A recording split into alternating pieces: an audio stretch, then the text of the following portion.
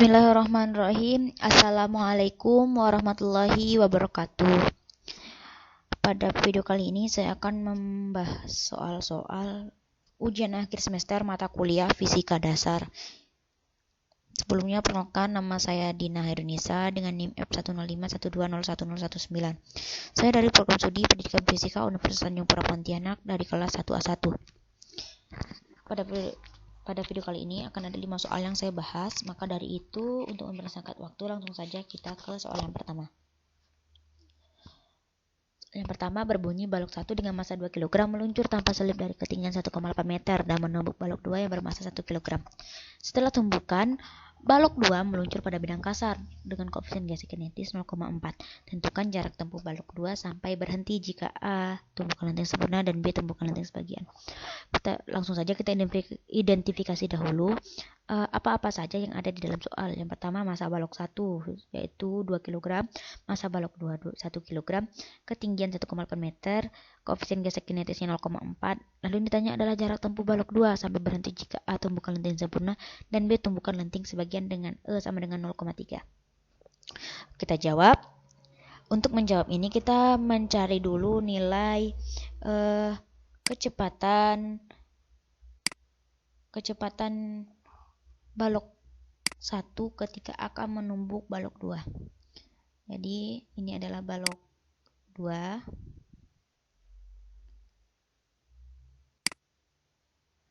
Ini adalah balok 1 ketika akan meluncur.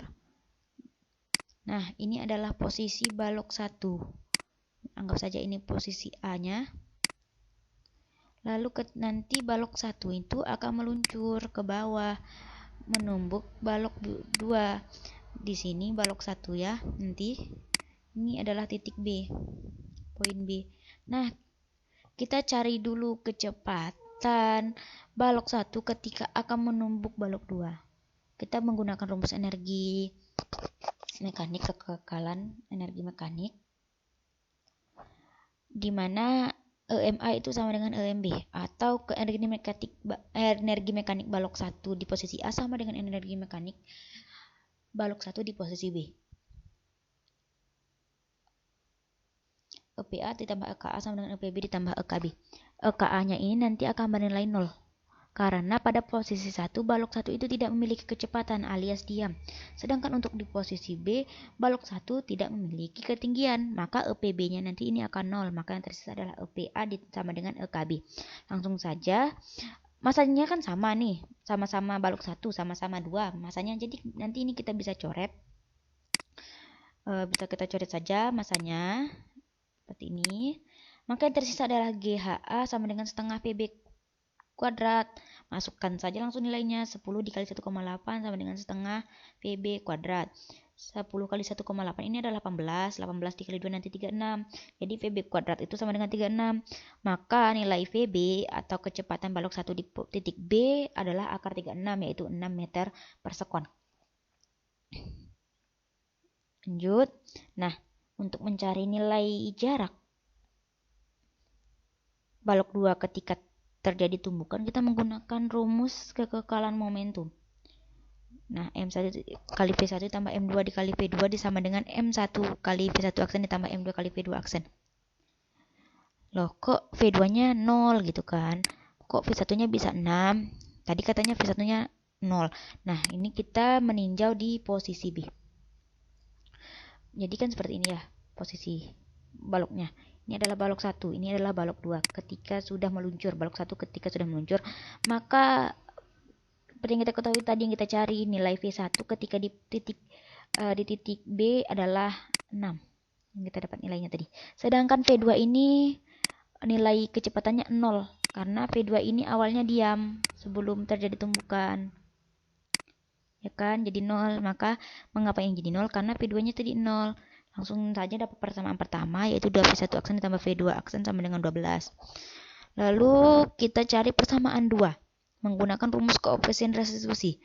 Seperti yang kita ketahui, koefisien restitusi pada lenting sempurna adalah 1. Jadi langsung kita masukkan saja nilainya. E-nya 1, nanti V2-nya 0 dan V1-nya 6. Nah, negatif ketemu negatif positif, nanti 6-nya kita kalikan dengan 1, maka dapat persamaan 2, yaitu V2 aksen dikurang V1 aksen sama dengan 6. Langsung saja kita eliminasi persamaan 1 dan 2, maka dapatlah hasil V1 aksen yaitu 2. Karena V1 aksennya sudah dapat, kita cari nilai V2 aksen menggunakan salah satu persamaan ini. Kita pilih salah satu, kita masukkan nilai V1 aksen, maka akan dapat nilai V2 aksennya nanti. Jadi dapatlah nilai V2 aksennya yaitu 8 meter per sekon. Nah, untuk mencari jarak, di sini kita menggunakan konsep usaha merupakan perubahan energi. Jadikan seperti ini ya.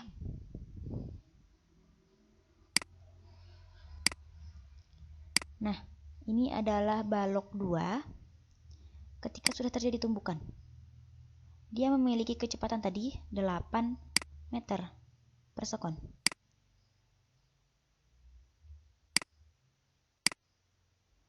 Lalu ini adalah bidang kasar. Nah, di titik ini balok 2 ini nanti akan berhenti. Maka kecepatannya sama dengan 0 karena dia akan berhenti. Nah, jarak ini yang kita cari. Jarak dari titik terjadinya tumbukan sampai balok 2 ini berhenti. Jaraknya berapa? Di sini ada lantai kasar ya. Lantai kasar. Lantai kasar. Masukkan saja langsung poinnya. Kenapa W geseknya ini negatif? Karena ketika benda bergerak ke sebelah kanan, maka gaya gesek akan bergerak ke sebelah kiri. Dengan kata lain, gaya gesek itu berlawanan dengan arah benda, sehingga F geseknya ini nanti bernilai negatif. Langsung saja ini K2 atau kecepatan energi atau energi kinetik balok 2 ketika di posisi 2. Sedangkan ini adalah energi kinetik ketika balok 2 berada di posisi 1. K2-nya adalah 0 ya, karena tadi ini tidak memiliki kecepatan. Maka yang tersisa adalah K1. F gesek, rumus usaha adalah F kali S, sedangkan ini karena ada gaya gesek, jadi F gesek dikali S sama dengan negatif setengah mv1 kuadrat. Masukkan saja nilainya. F gesek yaitu setengah mg, mu k dikali mg dikali setengah sama dengan setengah mv1 kuadrat. Kenapa negatifnya hilang? Karena di sini ada negatif, di sini ada negatif, maka bisa kita hilangkan saja negatifnya. Ini adalah masanya sama ya untuk kedua benda ini, maka masanya ini bisa kita coret. Langsung saja kita masukkan nilainya. Mu k-nya 0,4, G-nya 10, S-nya yang kita cari setengah, V1-nya tadi 8. Ini yang kita peroleh nilainya tadi. Masukkan saja langsung nilainya. Ini adalah 4S sama dengan 32. 8 kuadrat kan 64, 64 dibagi 2, 32. Maka S-nya sama dengan 32 dibagi 4, yaitu 8 meter. Maka jarak balok 2 sampai berhenti ketika setelah terjadi tumbukan dengan balok 1 adalah 8 meter ketika terjadi lenting sempurna. Begitu juga untuk mencari poin B. Caranya sama. Kita tetap menggunakan persamaan yang ini. Sama. Cuman bedanya di yang E-nya saja. Karena untuk lenting sebagian itu kan 0,3 ya. Jadi masukkan saja nilainya 0,3. V2 dikurang V1 tadi. Ini 6 ya. V2-nya tadi kan 0. Ini 6. Maka 6 dikali 0,3 sama dengan 1,8. Dapatlah persamaan 2. Kita eliminasi lagi persamaannya. Dapatlah nilai V1 aksennya sama dengan 3,4 meter per sekon. Karena nilai V1 aksen juga sudah kita ketahui, kita bisa mencari nilai V2. Dapatlah nilai V2-nya 5,2 meter per sekon. Rumusnya sama seperti poin A tadi. Seperti ini. Langsung saja kita masukkan nilainya. 0,4 kali 10S sama dengan setengah 5,2 kuadrat. 4S sama dengan 13,52. Maka jarak balok 2 ketika setelah terjadi tumbukan lenting tidak sempurna adalah 3,38 meter. Selanjutnya kita lanjut ke soal nomor 2. Soal nomor 2 adalah sebuah kubus dengan panjang rusuk 8 cm jika dicelupkan ke dalam air, ada 3/4 bagian kubus yang muncul di atas permukaan. Tentukan massa jenis kubus jika kubus tersebut dicelupkan ke dalam minyak. Berapa bagian kubus yang muncul dari permukaan minyak? Jadi di sini dengan kata lain ada dua kejadian atau dua wadah dengan apa ya? Jadi kayak fluidanya itu tidak menyatu satu wadah gitu. Jadi ada dua wadah. Jadi yang diketahui ini di sini kan adalah balok ketika dalam wadah yang berisi air. Jadi misalnya ini adalah air. Nah, ini adalah balok yang muncul di permukaan, yaitu 3/4 bagian. Maka yang tercelup ke dalam air adalah 1/4 bagian dari kubus tersebut ya. Karena ini langsung kita identifikasi saja, yang diketahui adalah rusuk kubus 8 cm, bagian kubus yang muncul pada permukaan air 3/4, massa jenis air 1 gram per cm kubik, massa jenis minyak 0,8 gram per cm kubik. Yang ditanya adalah massa jenis balok atau massa jenis kubus ya, bagian kubus yang muncul pada permukaan minyak. Kita cari dulu nilai massa jenis baloknya. Dapat kita cari dengan rumus massa jenis balok dikali volume balok sama dengan massa jenis cairan dikali volume balok yang tercelup. Massa jenis balok sama dengan volume balok itu adalah R pangkat 3 atau luas alas dikali tinggi. Karena ini adalah berbentuk kubus, maka R pangkat 3 rumus volumenya ya. Massa jenis cairan, nanti volume yang tercelup. Nah, jadi seperti yang saya gambarkan sebelumnya, ini adalah wadah yang berisi air, ini adalah airnya, maka jika yang muncul 3/4 bagian balok, maka yang tenggelam adalah 1/4-nya. Ini nanti hasilnya 1/4 kan, dikali dengan volume balok seluruhnya, untuk mencari volume balok yang tercelup. Masukkan saja nilainya. Nah, langsung kita masukkan nilainya. R pangkat 3 berarti 8 pangkat 3. Masukkan, dapatlah nilainya massa jenis balok dikali 512 atau volume balok seluruhnya sama dengan 1/4. Ini 1/4 dikali 512. Dapatlah massa jenis balok yaitu 0,25 gram per cm pangkat 3. Dapatlah poin A. Kita cari poin B lagi, yaitu berapa bagian balok yang muncul pada permukaan minyak. Rumusnya sama seperti poin A tadi, cuman berubahnya di massa jenis cairannya saja gitu. Yang ini nanti akan kita cari. Masukkan saja langsung nilainya. Massa jenis balok tadi 0,25 dikali 8 pangkat 3 untuk volume baloknya, lalu massa jenis cairannya 0,8 dikali volume benda yang tercelup. 0,25 dikali 512 sama dengan 0,8 dikali volume balok yang tercelup. 128 sama dengan 0,8 dikali volume balok yang tercelup. Maka volume balok yang tercelup adalah 160 cm pangkat 3. Ini baru volumenya ya, bukan berapa banyak bagian yang tercelup. Untuk mencari ini kan balok yang tercelup, ini volumenya 160, maka volume balok yang akan muncul pada permukaan nanti adalah 512 cm kuadrat kubik maksud saya, dikurang 160 cm kubik, maka yang muncul nanti volumenya adalah 352 cm kubik. Berapa bagian ini dari seluruh baloknya gitu kan, kita bandingkan saja dengan volume seluruhnya, maka yang muncul pada permukaan minyak nanti adalah 11/16 bagian balok. Begitu. Langsung saja kita ke soal selanjutnya lagi.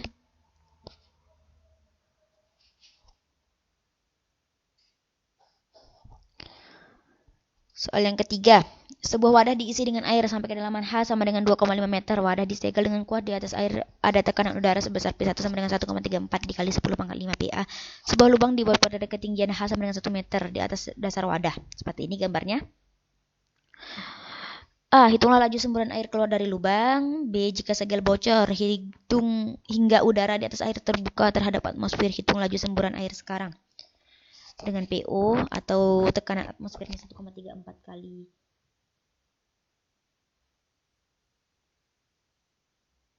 Mohon maaf, ini ada kesalahan dari soal. ini bukan 1,34 tetapi 1,05.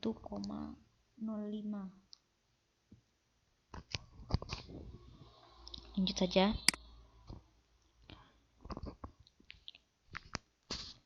Nah, yang C, tentukan perbandingan jarak pancar air yang keluar dari tabung terbuka jika H1 sama dengan 0,5 dan H2 sama dengan 1,25 dan H3 sama dengan 2 meter. Nah, jadi ini adalah ketinggian H yang 2,5 meter dan ini adalah H yang ketinggiannya 1 meter.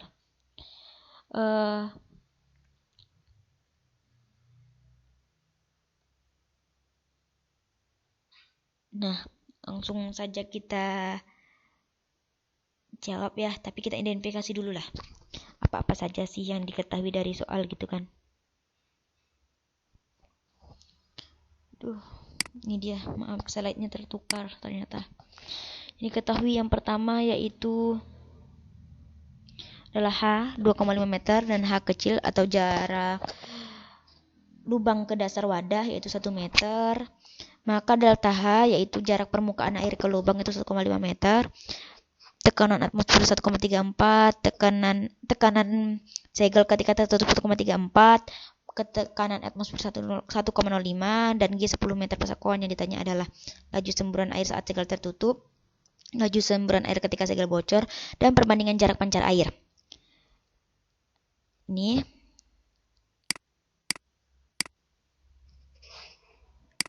nah, sebenarnya soal ini sudah pernah saya bahas di video saya sebelumnya.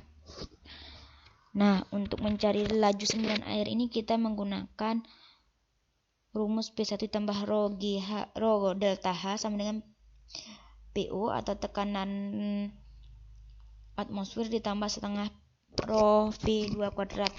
Rumus ini asal muasalnya itu dari tekanan hukum Bernoulli ya. Sebenarnya ini asal usulnya dari hukum Bernoulli. Kenapa jadi seperti ini gitu kan rumusnya. Jadi hukum Bernoulli itu adalah P ditambah rho GH ditambah setengah rho V kuadrat sama dengan P ditambah rho GH2 ditambah setengah PP2 kuadrat. Kok rho GH1 hilang setengah rho V1 hilang gitu kan. Jadi ketika berada di posisi 1 atau di sini itu tidak ada kecepatan air. Fluida itu kecepatannya sangat kecil sekali gitu. Jadi dianggap 0. Makanya rho GH setengah rho V1 itu V-nya hilang gitu kan. Begitu juga yang di sini gitu kan. Kenapa rho GH-nya hilang? Jadi jika ini kita tarik garis lurus, ini adalah lubang ini berada di dasar gitu. Jika kita tarik garis lurus, maka tidak memiliki ketinggian, hanya sama dengan 0. Jadi dapatlah rumusnya seperti ini. Langsung saja kita masukkan nilai-nilainya ke dalam rumus seperti yang ada pada slide-nya. 1,34 kali 10 pangkat 5 PA ditambah 15, ini hasil dari perkalian ini sama dengan 1,05 dikali 10 pangkat 5 PA ditambah 500, 1000 bagi 2, 500 V2 kuadrat. 500 V2 kuadrat sama dengan 1,34 kali 10 pangkat 5 ditambah 15 dikurang, ini pindah ruas ke sini. Ini nanti kita kurangkan nilai 1,34 kali 10 pangkat 5 PA dikurang 1,05 kali 10 5 PA, dapatlah hasilnya 29.000 ditambah 15.000. Maka V2 kuadrat yaitu 44.000. Hasil penjumlahan ini dibagi dengan 500. V2 kuadrat itu 88, maka V-nya sama dengan 9,38 atau kecepatan laju semburan air ketika segel tertutup yaitu 9,38. Untuk mencari poin B. Nah, ketika segel bocor, maka segel atasnya itu terbuka ya. Jadi rumusnya sebenarnya sama dengan rumus pada poin A. Cuma nanti ini tekanannya kan sama-sama jadi tekanan atmosfer ya. Karena segel atasnya terbuka dan air yang memancar juga langsung berhadapan dengan udara, maka ini nanti bisa kita hilangkan karena dia sama-sama tekanan atmosfer. Jadi yang tersisa adalah rho G delta H sama dengan setengah rho V2 kuadrat. Masukkan saja poinnya langsung. ini nanti 15.000, ini 500 V2 kuadrat nanti nilainya jadi seperti ini, maka V2 kuadratnya yaitu 15.000 dibagi 500 sama dengan 30 meter per sekon. Maka laju semburan air ketika segel bocor adalah 5,47 meter per sekon. Poin C yaitu mencari perbandingan jarak semburan air. Untuk mencari jarak semburan air kita menggunakan rumus X sama dengan 2 akar H1 kali H2. H1 di sini yaitu delta H-nya. Delta H-nya nanti ya, delta H yang 1,5 ini.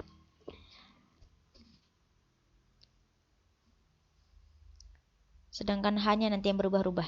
Apabila H sama dengan 0,5 meter, maka X1-nya sama dengan 2 dikali akar delta H dikali H1. Masukkan saja rumusnya langsung. Dapatlah nilai X1 1,73 meter. Apabila H-nya 1,25 meter, masukkan lagi ke rumus, dapatlah nilainya 2,73 meter. Begitu juga dengan yang apabila H-nya 2 meter. Nilai X3-nya 3,46 meter. Jadi semakin besar H-nya, maka jarak semburan airnya juga akan semakin besar gitu. Lanjut ke soal nomor 4.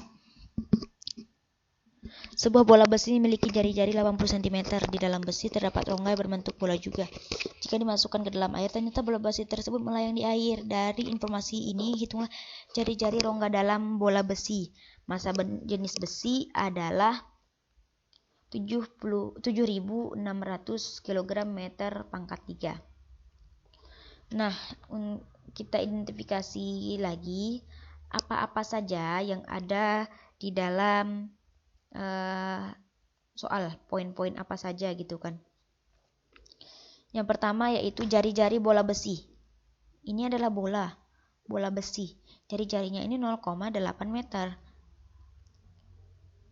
Massa jenis besinya ini, besi saja ya, ini massa jenis yang oranye ini 7.600.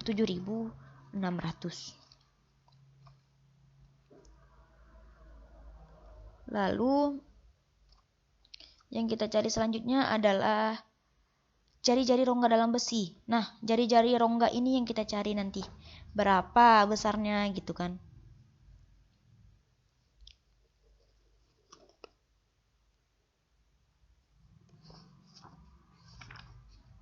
Lanjut.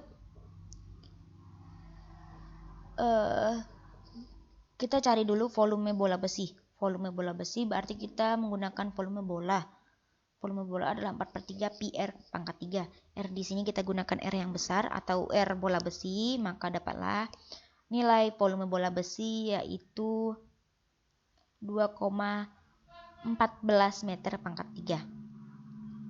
Setelah mendapat volume bola besi, kita cari volume besi saja. Gitu. Jadi kan tadi volume besi saja yaitu volume bola besi dikurang volume rongga besi. Jadi seperti ini. Nah, volume besi saja kan yang ini saja nih. Besinya kan yang ini saja. Nah, volume bola besi seluruhnya kita kurang dengan volume rongga ini. Maka nanti akan dapat volume besi saja gitu. Berarti untuk mencari volume besi saja, volume bola besi dikurang volume rongga besi. 4/3 pi R pangkat 3 dikurang 4/3 pi R kecil atau jari-jari rongga. Maka masukkan langsung nilainya. Volume bola besi tadi dapat hasilnya 2,14 dikurang 4/3 dikali pi 3,14. R-nya ini belum diketahui, maka biarkan saja tetap seperti ini. Volume besi saja sama dengan 2,14 meter pangkat 3 dikurang 4,19 R pangkat 3. Terus kita cari berat besi. Berat besi aja ya gitu. Berat besi aja. Berapa? Seperti yang kita tahu dalam rumus massa jenis. Untuk mencari massa kita bisa mengalihkan massa jenis dengan volume. Nah, untuk jadi massa besi ini kita jabarkan yaitu massa jenis besi dikali volume besi dikali G. Massa jenis besi diketahui dari soal 7.600. Volume besi tadi kita dapat hasilnya 2,114 kurang 4,19 R pangkat 3 dikali 10. Maka dapatlah berat besi 76.000 dikali 2,14 dikurang 4,19 R pangkat 3. Karena pada keterangan ini kita menggunakan rumus pada hukum Archimedes, kita menggunakan konsep hukum Archimedes. Maka ketika bendanya melayang, seperti pada soal tadi kan diberi keterangan bola ini melayang ya ketika dimasukkan ke dalam fluida. Maka W, berat besi ini sama dengan gaya angkat atau gaya Archimedesnya. Gaya Archimedesnya tadi kita sudah dapat ya di awal 21.400, 21.400. Ini masukkan saja. Maka ini 2,114, ininya yang 76.000 kita pindah ruas maka jadi bagi, maka dapatlah hasilnya seperti ini. Ini pindah ruas lagi, kita tambahkan saja. Ini pindah ruas kan negatif ya, pindah ruas ke sebelah sini, dan ini pindah ruas ke sebelah sini. Maka 4,19 R pangkat 3 ini sama dengan 1,86. R-nya 1,86 dibagi 4,19 sama dengan 0,44. Ini adalah R pangkat 3, maka R-nya saja berapa? R-nya saja itu 0,76 meter atau 76 cm. Jadi jari-jari rongga dalam bola besi adalah 76 cm. Lanjut soal yang terakhir, yaitu gambar di samping merupakan bola yang dilempar berputar searah jarum jam di udara. Arah kecepatan udara ke atas.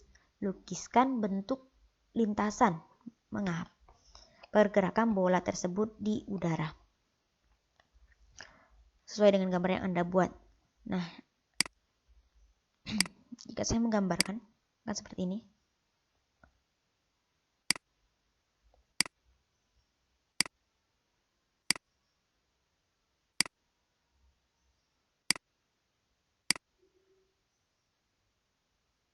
Ini ya.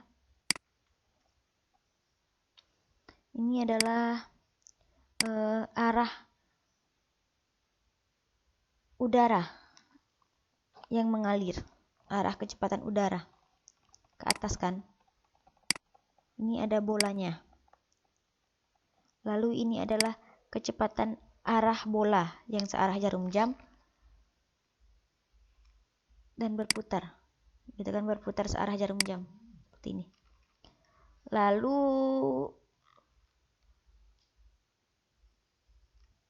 soal ini tuh berkaitan dengan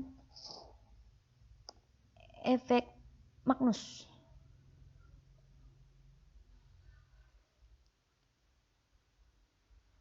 Efek Magnus yaitu kejadian fisika di mana suatu benda yang berotasi akan menceret udara lebih cepat di satu sisinya dan menciptakan perbedaan dalam tekanan udara yang akan mengakibatkan perubahan arah benda tersebut ke arah sisi tekanan yang lebih rendah. Jadi ketika bendanya berputar searah jarum jam, maka di sini tuh ada perbedaan tekanan gitu.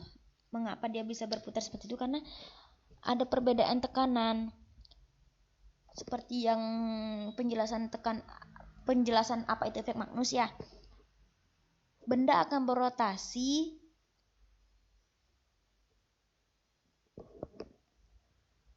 dari tekanan yang lebih tinggi menuju tekanan yang lebih rendah. Sehingga dapat diketahui bahwa posisi ini, pada ini, tekanannya itu sangat tinggi. Gitu. Tinggi ya. Sedangkan pada posisi ini tekanannya rendah. Itulah kenapa dia berputar searah jarum jam seperti ini. Karena adanya perbedaan tekanan. Begitu.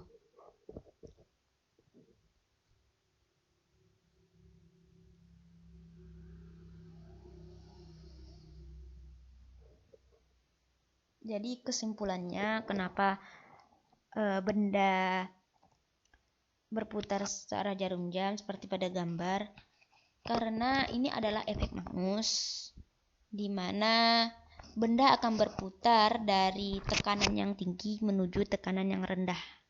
Dan dari kecepatan aliran udara ini ada perbedaan kecepatan gitu. Di sini kecepatannya, jika kecepatannya tinggi, tekanannya tinggi, maka kecepatan aliran udara di sini lambat. Sedangkan jika tekanannya rendah, maka kecepatan aliran udaranya akan cepat. Begitu. Sekian dari pembahasan saya, kurang lebihnya saya mohon maaf. Saya ucapkan banyak-banyak terima kasih. Mohon maaf karena masih banyak kekurangan dari penjelasan saya. Assalamualaikum warahmatullahi wabarakatuh.